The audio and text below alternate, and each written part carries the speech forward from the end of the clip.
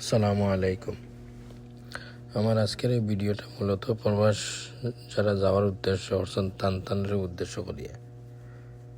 প্রবাস মধ্যম আয়ের দেশে জন্মগ্রহণ করলে প্রবাস যাওয়া স্বপ্ন দেখাটা এটা নর্মাল, কিন্তু কত হইল যাওয়ার আগে যেন যাইতে তার মানসিক প্রিপারেশন দেশে থাকতে তো মোটামুটি তাই বিদেশ যাইতাম এটা বুং বাং বুঝতে নাই যে বিদেশ গেলে কী দশাটা হয় বা দোষ,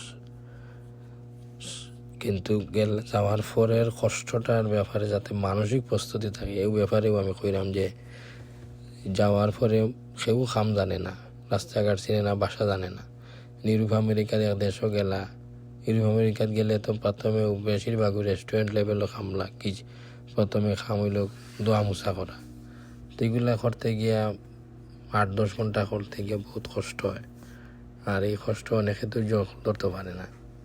আমার কথা হইব এই ভিডিওটা করার উদ্দেশ্য হইল যে ভাই হল এই কষ্ট যাতে ধৈর্য ধরতে পারো ও মানসিকতা লইয়া বিদেশ যাইও।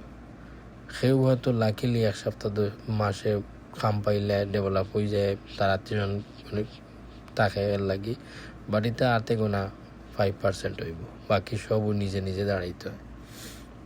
তো মন আর ধৈর্য সত্যি রাখতে খাজও কামর স্পেসও যারা কলিগ থাকবা তারার লগে তারা অন্যায় করলেও তুমি একটা মোটামুটি ধৈর্য ধরতে হইবে।